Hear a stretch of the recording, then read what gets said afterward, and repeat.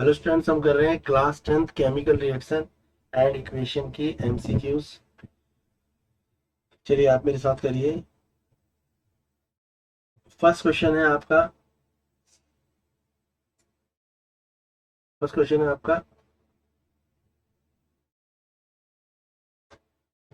Which of the following is not a physical change. तो question में बोला है कि कौन सा फिजिकल चेंज नहीं है। तो जो फिजिकल चेंज नहीं है बेटा वो केमिकल चेंज होगा, ये बात तो आपको क्लियर ही हो गई। तो यहाँ पे जो केमिकल चेंज होगा कौन सा होगा? Boiling of water to give water vapour, ये फिजिकल चेंज है। Melting of ice to give water, ये भी फिजिकल चेंज है।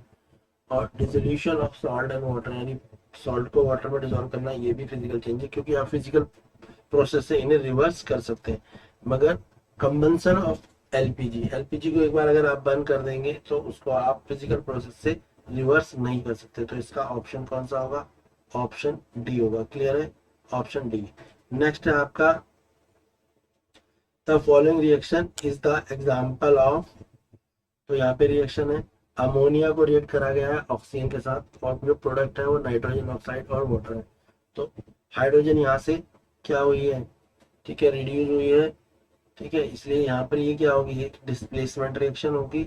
और दूसरा ऑक्सीजन के साथ क्या हुआ है बेटा? यहाँ ऑक्सीजन के साथ हुआ है ना ये, क्या? तो एक तो क्या होगी? डिस्प्लेसमेंट रिएक्शन होगी, और दूसरी रिएक्शन कौन सी होगी इसमें? दूसरी रिएक्शन होगी आपकी ये रेडॉक्स रिएक्शन। तो इसका ऑप्शन क्या होगा? ऑप्शन एक डिस्प्लेसमेंट रिएक्शन होगी, दूसरी रेडॉक्स रिएक्शन होगी। फर्स्ट और थर्ड इसका आंसर होगा ऑप्शन सी। नेक्स्ट क्वेश्चन देखेंगे हम। नेक्स्ट है आपका which of the following statement about the given reaction are correct. कौन सी स्टेटमेंट जो है यहाँ पे करेक्ट है? तो फर्स्ट है आयरन को रिएक्ट करा गया है वाटर के साथ और बनाया गया है क्या? ठीक है, फेरस ऑक्साइड और हाइड्रोजन गैस रिलीज हुई है। तो इसके हिसाब से आप देखो तो ऑक्सीजन जो है कंबाइन किसके साथ हुई है? वाटर के साथ, और ऑक्सीडाइज हुई है और रिमूव भी हुई है। तो क्लियर सी बात है। तो यहाँ पे जो ऑप्शन देखो, एक तो आयरन मेटल क्या हुई है? ऑक्सीडाइज हुई है। क्लियर है? पहली चीज जो देखो दिख रहा है ना, यहाँ पे आयरन क्या बन गया? ये फेरस ऑक्साइड बन गया। तो पहला तो ट्रू है इसका, आयरन मेटल क्या हुई है? ऑक्सीडाइज हुई है। दूसरा क्या हुआ है? देखो वाटर से क्या हुआ है? ऑक्सीजन रिमूव हो गई। यहाँ पे H2 होता है या H2 है, तो वाटर क्या हुआ है? रिड्यूस हुआ है। क्लियर है आपका? और तीसरी चीज आपको क्या दिख रही है? ठीक है, जब वाटर से कोई चीज यूज तो वाटर क्या कहलाएगा? वाटर एक ऑक्सीडाइजिंग एजेंट कहलाएगा, क्योंकि उससे ऑक्सीजन रिड्यूस हुई है। तो तीसरी क्या है? वाटर एक ऑक्सीडाइजिंग एजेंट है। तो इसके हिसाब से जो ऑप्शन होगा इसका ऑप्शन सी होगा। करेक्ट ऑप्शन क्या होगा? ऑप्शन सी। क्लियर है बेटा आपको? इसका करेक्ट ऑप्शन क्या होगा? ऑप्शन सी होगा। समझ आया आपको? करेक्ट ऑप्शन क्या है इसका? Option C. नेक्स्ट देखेंगे, समझ आ गया? Option C. नेक्स्ट कौन सा हमारे पास? नेक्स्ट है question 4, which of the following are exothermic reaction. इससे बोला है कि कौन सी एक्सोथर्मिक रिएक्शन है। फर्स्ट है reaction of water with quicklime, जब हम पानी को क्विकलाइम के साथ क्या करेंगे? मिलाएंगे। दूसरी डाइल्यूशन ऑफ एसिड। तीसरी evaporation of water for sublimation of chemical crystal. तो हमारे को पता है जब हम क्या करते हैं वाटर को, जब हम क्या करते हैं वाटर को क्विकलाइम के साथ रिएक्ट कराते हैं तो बहुत ज्यादा हीट क्या होती है? इवॉल्व होती है। तो पहली ये एक्सोथर्मिक रिएक्शन होगी। दूसरा, जब हम एसिड में पानी मिलाते हैं, यानी कंसंट्रेटेड एसिड को डाइल्यूटेड एसिड कर देते हैं, तो उससे भी क्या होती है? हीट क्या होती है? इवॉल्व होती है। तो डाइल्यूशन ऑफ एन एसिड, ये दोनों करेक्ट है। मगर इवोपरेशन ऑफ वाटर, जब वाटर इवोपरेट होता है तो हीट एब्जॉर्ब होती है, ना कि रिलीज होती है। तो ये एंडो हो जाएगा। और सब्लिमेशन ऑफ कैम्फर, ये भी क्या है? यहाँ पे भी हीट रिलीज नहीं होती। तो इसका आंसर क्या होगा बेटा?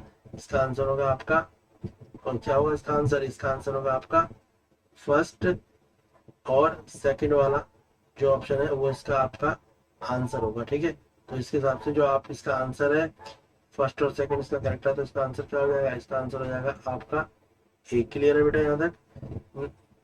इसका आंसर क्या हो जाएगा? इसका आंसर हो जाएगा आपका ऑप्शन ए। क्लियर हो गया आपको? ठीक है, ऑप्शन ए होगा। नेक्स्ट देखते हैं हम। नेक्स्ट क्वेश्चन है हमारे पास, जो नेक्स्ट है बेटा हमारा क्वेश्चन 5 है हमारा।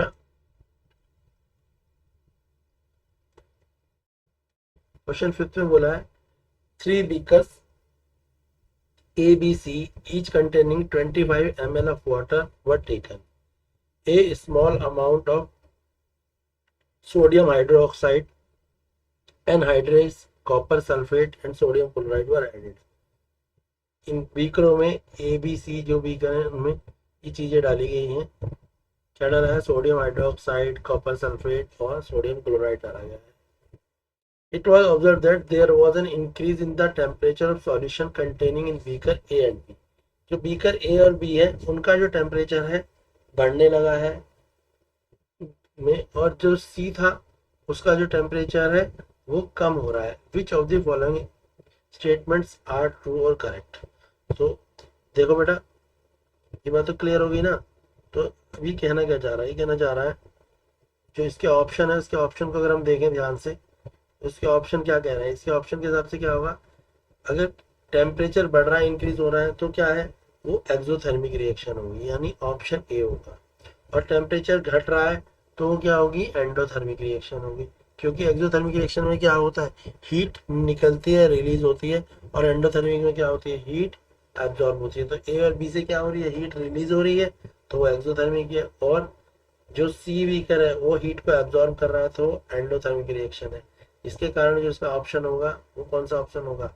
फर्स्ट और फोर्थ जो है वो ऑप्शन होगा। तो ऑप्शन सी जो है इसका करेक्ट आंसर होगा। कौन सा होगा इसका आंसर? इसका आंसर होगा ऑप्शन सी, फर्स्ट और फोर्थ। क्लियर है बेटा? इसका आंसर कौन सा होगा? फर्स्ट और फोर्थ। नेक्स्ट देखेंगे, नेक्स्ट क्वेश्चन कौन सा है? नेक्स्ट है आपका a dilute ferrous sulfate solution was gradually added to the beaker containing acidified paramagnet solution. The light purple color of the solution fade finally disappear. Which of the following is the correct explanation for the observation? तो यहाँ पर क्या हो रहा है? जो paramagnet solution जो है ना पर्पल कलर का, वो क्या हो रहा है? धीरे धीरे क्या हो रहा है? वो डिसअपेयर होता जा रहा है। तो इसमें क्या है बेटा? रिएक्शन जो है पोटेशियम पैरामैग्नेट की वो ऑक्सीडाइजिंग एजेंट है, और पर्पल कलर जो है पैरामैग्नेट का वो क्या हो रहा है? वो इसमें यूटिलाइज होता जा रहा है, जिसके कारण जो इसका ऑप्शन होगा ऑप्शन ए इसका करेक्ट होगा। ऑप्शन ए इसका क्या होगा? करेक्ट होगा कि KMnO 4 एक ऑक्सीडाइजिंग एजेंट होगा, और ऑक्सीडाइज किसको करेगा? आयरन सल्फेट सॉल्यूशन को क्या कर रहा है? ऑक्सीडाइज कर रहा है। नेक्स्ट क्वेश्चन देखेंगे। नेक्स्ट क्वेश्चन है question number 7। which among the following is double displacement reaction? यहाँ पे बोला गया है कौन सी आपको डबल डिस्प्लेसमेंट रिएक्शन दिख रही है? PB react with copper chloride, तो क्या बनेगा? Lead chloride. PB लेड को होता है ना, लेड क्लोराइड, और कॉपर यहाँ पे सेपरेट हो जाएगा। नेक्स्ट है दूसरी देखिए Na2SO4 को रिएक्ट किसके साथ करा गया है? बेरियम क्लोराइड के साथ करा गया है, और बन रहा है बेरियम सल्फेट और सोडियम क्लोराइड। थर्ड में कार्बन को ऑक्सीजन के साथ रिएक्ट करके CO2, और फोर्थ में क्या है? मीथेन को ऑक्सीजन के साथ रिएक्ट करके CO2 और H2O। तो देखो बेटा गौर से, जो पहली वाली रिएक्शन है यहाँ पे डबल डिस्प्लेसमेंट बोला, पहली वाली रिएक्शन जो है सिर्फ क्या हो रहा है? डिस्प्लेसमेंट हो रहा है। ठीक है। जो तीसरी वाली रिएक्शन है उसमें कॉम्बिनेशन हो रहा है, कार्बन और ऑक्सीजन को जोड़ के कॉम्बिनेशन हो रहा है। तीसरी में मीथेन के साथ ऑक्सीजन को रिएक्ट करा के यहाँ पर भी क्या हो रहा है? ठीक है। तो जो सही रिएक्शन है वो कौन सी रिएक्शन है? सेकंड रिएक्शन है, क्योंकि जो सोडियम और बेरियम है वो डिस्प्लेस हो रहे हैं एक दूसरे से और सॉल्ट बना रहे हैं। तो इसकी करेक्ट रिएक्शन क्या है? सोडियम सल्फेट रिएक्ट हो रहा है और बना रहा है बेरियम सल्फेट, और बेरियम क्लोराइड रिएक्ट होकर बना रहा है सोडियम क्लोराइड। तो इसकी जो करेक्ट आंसर होगा वो होगा ऑप्शन 2। ये वाली रिएक्शन इसकी जो है करेक्ट रिएक्शन है। ठीक है। तो इसके हिसाब से जो है इसका करेक्ट आंसर आपको पता लग जाएगा, वो है बी पार्ट, ऑप्शन ये वाला होगा। नेक्स्ट देखेंगे, नेक्स्ट कौन सा है? नेक्स्ट देख लो। नेक्स्ट है which among the following statement is true? Exposure of silver chloride to sunlight for a long duration turn grey due to. तो जब हम जो सिल्वर क्लोराइड है उसमें जब सनलाइट पड़ती है तो क्या होता है?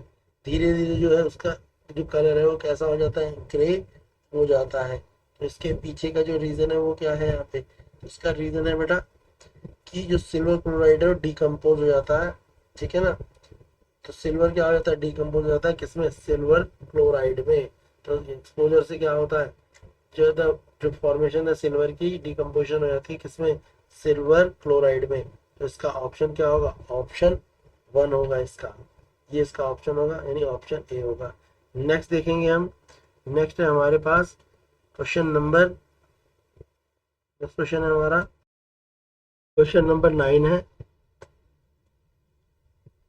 Solid calcium oxide react with water to form calcium hydroxide, liberate of heat. This process called slaking of lime. Calcium hydroxide dissolve in water to form solution called lime water. Which among of the following are true slaking of lime and the solution? तो हमें बताइए कि जब भी हम calcium के साथ react कराएंगे तो क्या होगा, ज़्यादा हीट निकलेगी। तो जब सॉलिड कैल्शियम को रिएक्ट करा देते हैं तो वाटर के साथ तो क्या होता है, कैल्शियम हाइड्रोक्साइड तो हीट निकलती है, और जब किसी चीज से हीट निकलती है तो हम बोलते हैं वो एक्सोथर्मिक रिएक्शन है। और तो बात समझ आ गई, क्योंकि हीट रिलीज हो रही है तो एक्सोथर्मिक रिएक्शन है। और एक्सोथर्मिक रिएक्शन होने के साथ साथ जो उसका पीएच होगा वो भी क्या होगा, मोर देन 7 होगा यहाँ पे, क्योंकि वो एल्कली मेटल है। तो पीएच भी क्या होगा, मोर देन 7 होगा। हीट लिबरेट हो रही है तो एक्सोथर्मिक रिएक्शन है।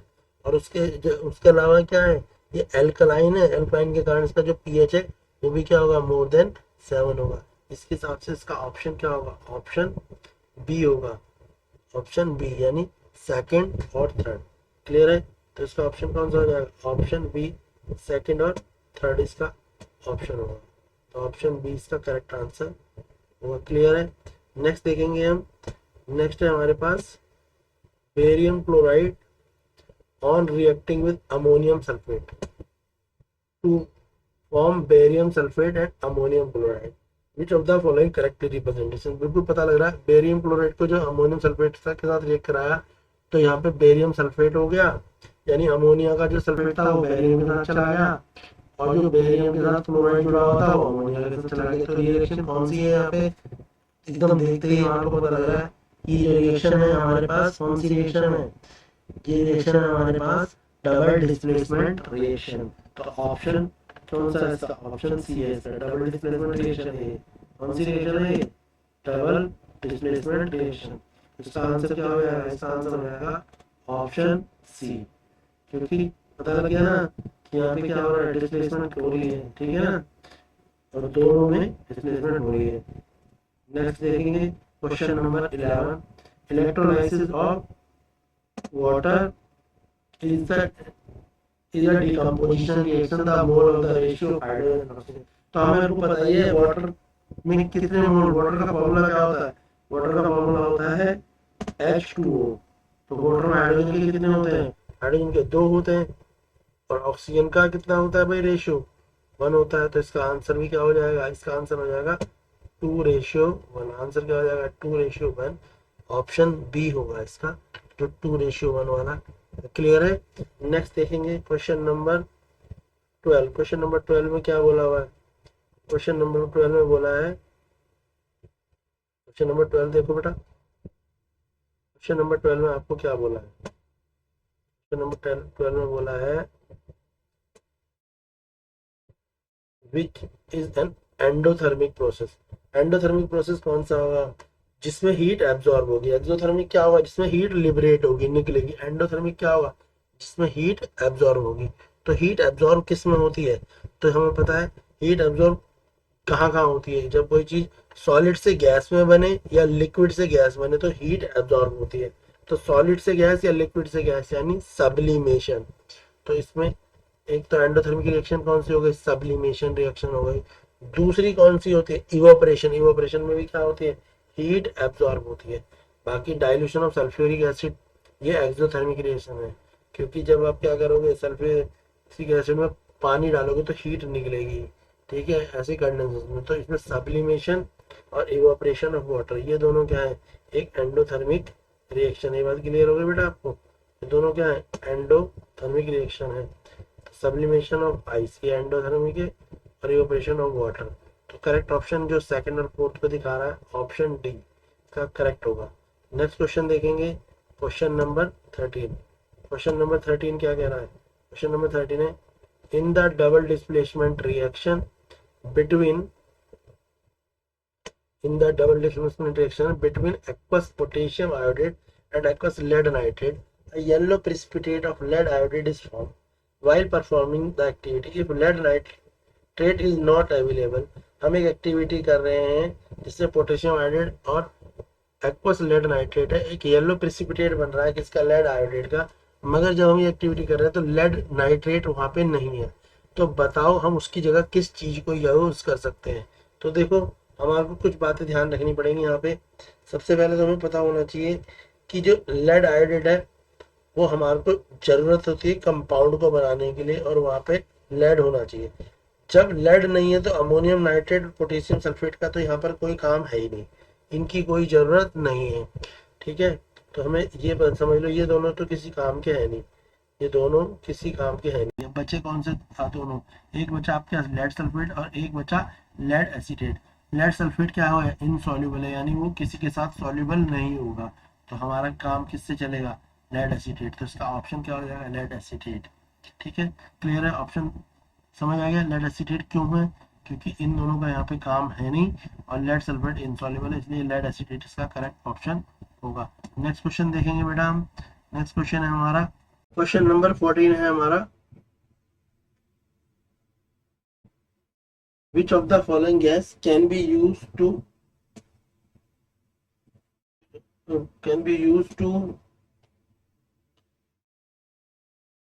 of a fresh sample of an oil for a long time?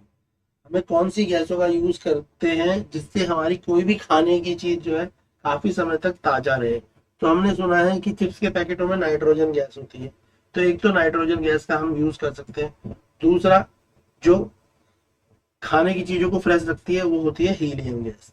तो हीलियम और नाइट्रोजन दोनों गैसें होती हैं, मगर हीलियम क्या है? एक महंगी गैस होती है, इसलिए उसको हम कम यूज करते हैं एज कंपेयर टू नाइट्रोजन।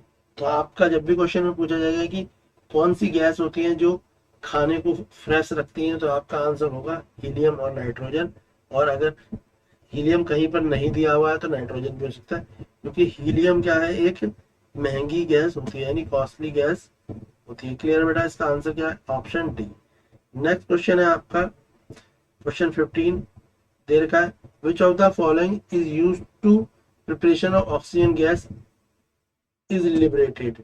तो यहाँ पे एक रिएक्शन दे रखी है और बोला कि किस पे ऑक्सीजन गैस लिबरेट होगी, तो रिएक्शन है।